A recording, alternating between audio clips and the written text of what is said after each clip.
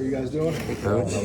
So, Coach Reed punted this question to you, just so you know. Okay. The spring is always about cross training. You talked about it. You love versatility in the secondary. I'm just curious, as you move into fall camp, how much of that time is going to be spent maybe finding guys' homes in the secondary, maybe zeroing in on that a little bit, or do you still intend to kind of run everybody through everything? I'm going to say a majority of the room is going to play two positions. So if you're a corner, you can play in the slot. If you're a safety, you can play dime or in the slot. If you play in the slot, you need to be able to play on the outside or play safety. And then you're going to have a handful of guys that might be corner only, or nickel only, or safety only. In spring, we cross-train everybody. In camp, those guys who are corner only, nickel only, safety only, you'll see them just playing their positions. But all the other guys will still cross-train, because at the end of the day, we always want to try to get our best DBs on the field. So if that's in base, we want our best 4 guys on the field. If we're in nickel, we want our best 5 guys on the field.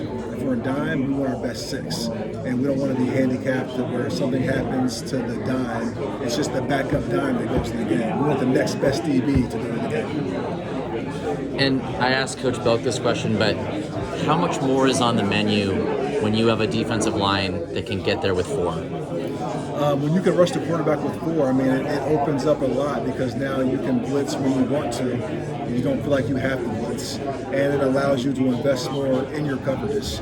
So that's something that was a big emphasis of us. Obviously, first thing was stopping the run. Like, you have to stop the run first to earn the right to rush. But stopping the run and affecting the quarterback with 4 has been a big emphasis. That's something we still need to continue to improve on in camp. How much better do you expect this group to be than last year's once the season starts? We're kind of trying to ignore expectations and just be better today than we were the day before.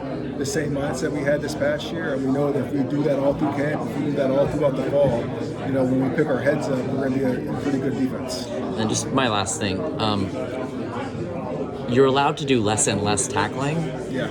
But tackling in space seems like it's more and more important in the game. How do you negotiate that as you step into a fall camp? You have to emphasize it. You have to show good examples. You have to show bad examples. You have to do a lot of drills. You have to be creative with your drills. You have to show drills carrying over to the field. It's just something that you have to stay on with guys. And then when you get the opportunity to tackle in practice, you have to do it. Coach, last year USC had a lot of close losses. Mm-hmm. How do you take those close losses and turn them into year 2? I think you have to learn from those mistakes, starting with the staff.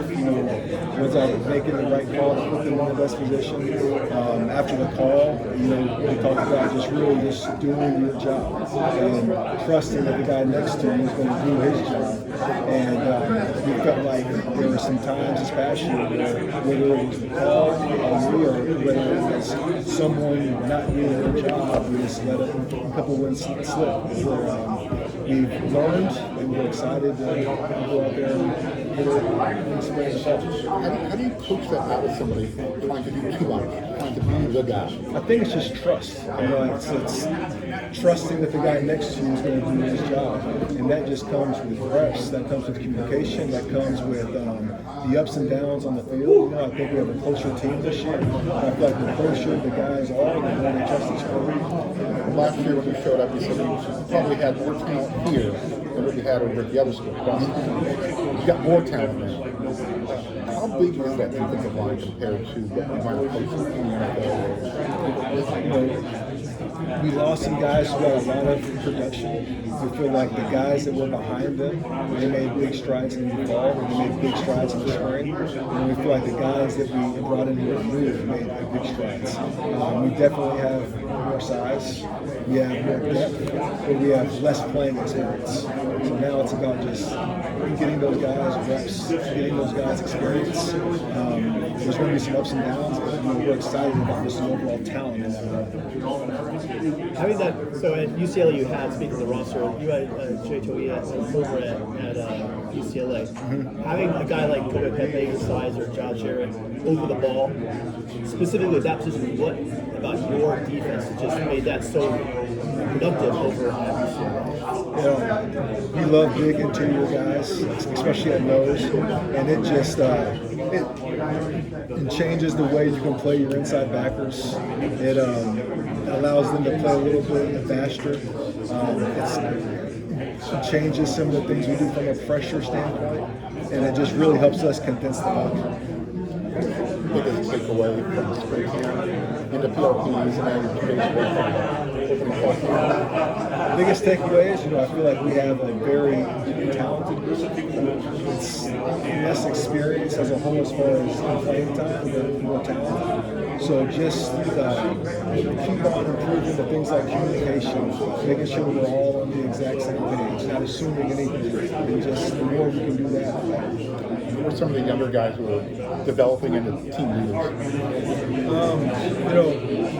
Guys like Des, it's been cool to see him kind of go from year 1 to year 2. It seems like a different player, different person. But it's cool to see some of those guys start to come out of the shell. Why was adding Tamir Robinson so important for you guys? Just that inside and backer position, we have a lot of talent. We have a lot of guys who are excited about it. We don't have a lot of guys who have played football. They've done it in practice, but they haven't done it in games. So it's having another that's actually played on Saturdays and has experience. And we also had years with athletes. Do you like him and Mike, or where are you going to see?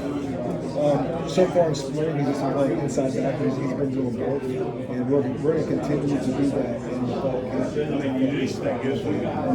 it just helps him get on the field as quick as possible. Last year you had Achille with the green dot as a safety. Do you plan to be a safety again? Have you been experimenting with different guys in the spring at all? Where do you think stand with that? We've been experimenting, so there's times we put on the safeties, there's times we put it on the month. So we go back and forth all throughout camp, and it comes down to who handles it the best, who communicates the best on the field, and most importantly, who's able to put the previous play behind.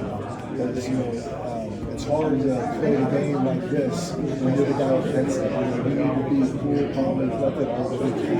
This is a younger guy. Do you feel like he's capable of handling that green dot and is leading right now for that Mike spot? Is it too early to say that? He had it a handful of times in practice. So did Jay, so did Eric, so did Tamir, Kamar, Bishop has. So we've been trying to put it on different guys to try to get everyone a different shot. I think in your defense the last 2 years, the Mike linebackers played the most snaps and go back to UCLA at least last year. If that is indeed Desmond, that's a pretty big responsibility for a second-year guy. Just what about him makes him so unique and he'll be ready for that challenge? Just his background playing safety and just seeing how he uses that to help him inside how he plays in space, things that he does in the coverage, just how he separates himself. How is Prophet like playing nickel? Prophet's a great. We played him at nickel. We've also played him on the outside. He's doing a great play. It seems like that's a position where there's a lot of versatility, where Kamari might play there, he's going to stay a little bit. How valuable is that?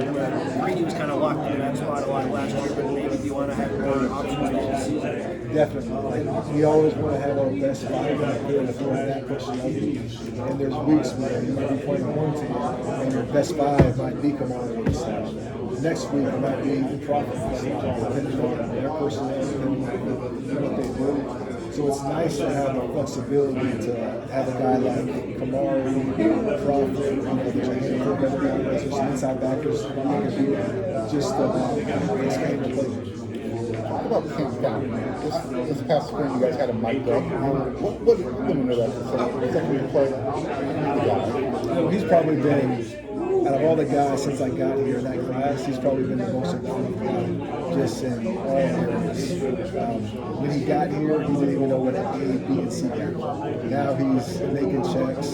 He's one of the leaders up front. And then just from actually on the field, just the more comfortable he got in the scheme, you saw him playing faster, you saw him playing more confident. And I think everyone on the staff and everyone on the team has seen how much better he's gotten. And he just has a lot of respect in the program. And then Anthony was a little bit bigger this year. Yeah. A little more soft-spoken. Have you seen him grow as far as being a teammate? I have, we missed him for a good chunk this spring. I wish he was out there, but still just him on the side and how he's helped the young guys. That's really where he's helped us a lot. Is there someone on the defense coach that you feel like we're not talking enough about, someone that we're really excited about, who just hasn't gotten a lot of recognition so far?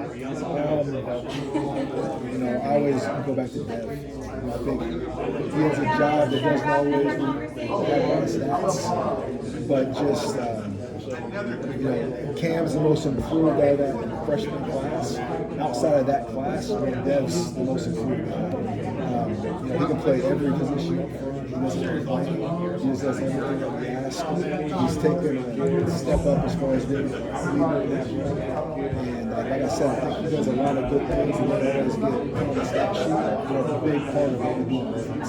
So did you see that coming from him when you first got here? I know that might be a guy that... You saw flashes, but Coach Henderson and Coach Newell, they were the ones that were like, this is going to be your guy next year. And once they said that, it was in my head, and you could see it all throughout spring, but they saw it first. What's it been like to working with Coach Ryan again?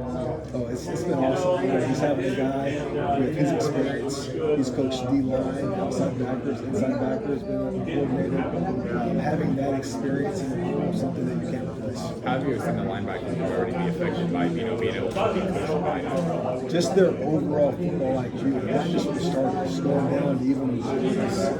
When you have our fourth inside backers, you see them communicating, you see them making checks, you just see that they have a better understanding of the scheme and just football overall. What allows Coach Ryan to do that?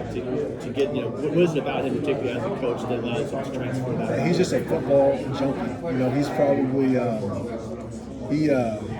he's the first one in the office. He watches tape all the time. It's just something that he's very, very passionate about, and he has a very unique way to teach, which is different than anyone on the staff. So I feel like, when they leave the unit room, they hear it from me. They get a chance to hear it from him. That's going to be a completely different perspective.